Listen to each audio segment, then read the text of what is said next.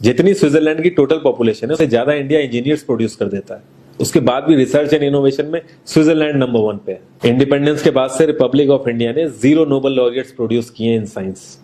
USA ने 100 plus कर दिए। ASER की रिपोर्ट के हिसाब से 83% एजुकेटेड इंडियंस एम्प्लॉयबल ही नहीं है। और ये जो सुंदर पिचाई, सत्या नदेला की हम बात करते हैं, इन्होंने भी आगे चल के अपनी एजुकेशन बाहर से ही करी है। और ये सारी चीजें जो मैं बोल रहा हूं ना, इसका रूट कॉज फाइंड आउट करने के लिए हमें थोड़ा सा पीछे जाना पड़ेगा। जब ब्रिटिशर्स हम पे रूल कर रहे थे तो ईस्ट इंडिया कंपनी के सामने 2 मेजर चैलेंजेस थे। एक कम्युनिकेशन विद इंडियन, दूसरा वर्कर्स और क्लर्क्स की बहुत जरूरत थी उन्हें। फिर थॉमस बेविंगटन मैकॉय ने हमें इंग्लिश एजुकेशन एक्ट ऑफ 1835 दिया, जिससे उनके दोनों पर्पस पूरे हुए। पहला, उनको बंदे चाहिए थे जो चुपचाप डेस्क पे बैठे, अपना काम करें, क्वेश्चंस ना करें और ज्यादा क्रिएटिव ना हो। Second, communication in English. English सबसे ज्यादा बोले जाने वाली लैंग्वेज नहीं है, उसके बाद भी इंग्लिश एक लैंग्वेज की बजाय एक क्लास बन गया इंडिया में। रशिया, चाइना, फ्रांस, ये सब जगह इतना ऑब्सेशन नहीं है इंग्लिश को लेके जितना इंडिया में है।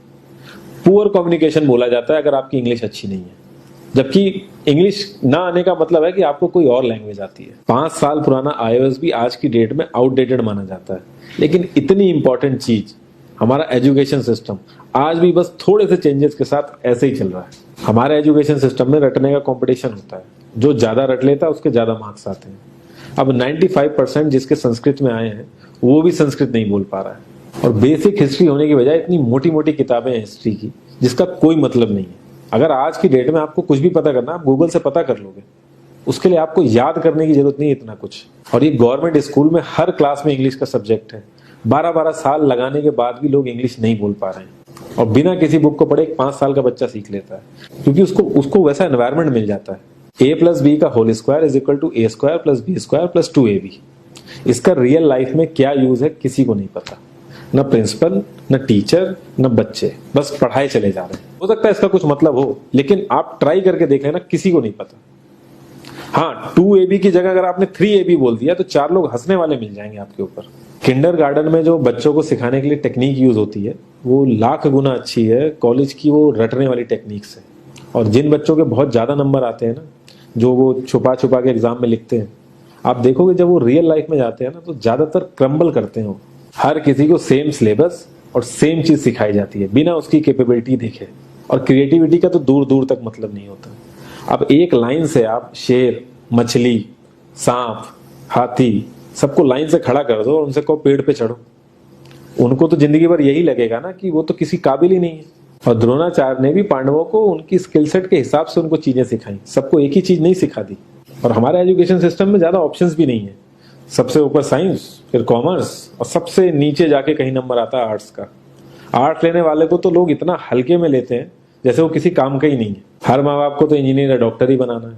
कॉलेज वाले अगर एक्स्ट्रा कोर्स रख भी देते हैं तो माँ बाप एंट्री नहीं कराएंगे, तो वो सारा पैसा बर्बाद होगा कॉलेज का। तो ऑप्शंस कहाँ से आएंगे? और बचपन से ही आपकी ट्रेनिंग स्टार्ट हो जाती है। माँ बाप, भाई बहन, रिलेटिव सब यही समझाते हैं अगर आपके मार्क्स नहीं आए और जॉब नहीं लगी तो आपकी जिंदगी बेकार। और लाइफ की क्रिएटिविटी को आप रखते हो साइड में, और ये अच्छे मार्क्स और अच्छी जॉब पाना आपका सपना बन जाता है। अब ये सपना पूरा हो जाता है तो बहुत बढ़िया है, दूसरे को जेलस फील कराओगे, नीचा फील कराओगे। और इस छोटी सी उम्र में अगर सपना टूट जाता है तो सेल्फ डाउट में आ जाओगे। इतना बाहर वाले आपको नीचा नहीं समझेंगे जितना आप खुद की नजरों में गिर जाओगे। आप किसी भी 4-5 सक्सेसफुल आदमियों के बारे में सोच के देखिए जिन्हें आप बहुत सक्सेसफुल मानते हो या जिनकी तरह लाइफ आप जीना चाहते हो। मैं ये कह सकता हूं कि वो इस एजुकेशन सिस्टम की वजह से तो सक्सेसफुल नहीं होंगे, चाहे वो जो भी हो। धीरू भाई अंबानी, विराट कोहली, आमिर खान, नरेंद्र मोदी, ये सब हमारे इस करंट एजुकेशन सिस्टम के ट्रैप में नहीं फंसे। इन्होंने खुद सीखा, खुद एजुकेट हुए और खुद आगे बढ़े। किसी कंपनी के सीईओ को अगर ये कहा जाए कि आप अपनी कंपनी के सारे डिपार्टमेंट में इंटरव्यू दीजिए, तो कोई गारंटी नहीं है कि वो सारे डिपार्टमेंट के इंटरव्यू निकाल लेगा। और ये भी हो सकता है कि वो आधे से ज्यादा डिपार्टमेंट के लिए क्वालिफाई ना करे एजुकेशन वाइज, लेकिन वो पूरी कंपनी चला सकता है। तो ये जो एक स्किल है, इसके बारे में बात क्यों नहीं होती? लोग अपनी 25% से ज्यादा जिंदगी इस करंट एजुकेशन सिस्टम में लगा देते हैं ताकि अपने से कम पढ़े लिखे आदमी की कंपनी में जाके उसके सपने पूरे कर सकें। इंडिया का जो करंट एजुकेशन सिस्टम है, अगर वो इतना ही अच्छा है तो जो भी सेलिब्रिटीज हैं, पॉलिटिशियंस हैं, वो अपने बच्चों को बाहर क्यों भेज रहे हैं पढ़ने के लिए? इनफैक्ट पॉलिटिशियंस के साथ तो ऐसा करना चाहिए, जिस एरिया से वो जीते हो उसी एरिया के गवर्नमेंट कॉलेज में उनके बच्चों को पढ़ना कंपलसरी हो जाए, तभी वहां के गवर्नमेंट कॉलेज सुधर सकते हैं। 368 प्यून की जॉब के लिए 1.5 लाख ग्रेजुएट और 24,968 पोस्ट ग्रेजुएट ने अप्लाई किया। मैं आईएएस पीसीएस की तो बात नहीं करता हूँ, वो तो एक पैशन की बात होती है, लेकिन कुछ लोग 5-5, 6-6 साल से तैयारी कर रहे हैं कि कोई भी गवर्नमेंट जॉब मिल जाए उन्हें। उनसे पूछोगे क्यों ऐसे इतने टाइम से लगे हुए हो, तो वो एक ही चीज बोलेंगे कि जॉब सिक्योर है। मतलब आप काम नहीं भी करोगे तो आपको निकाला नहीं जाएगा। ये सारी कामचोरी वाली बातें माइंड में इसीलिए आती हैं क्योंकि हमारा जो करंट एजुकेशन सिस्टम है वो इतना कॉन्फिडेंस ही नहीं देता है कि हम अपनी स्किल के दम पे कहीं जाके काम करें और हमें निकलने का डर ना हो।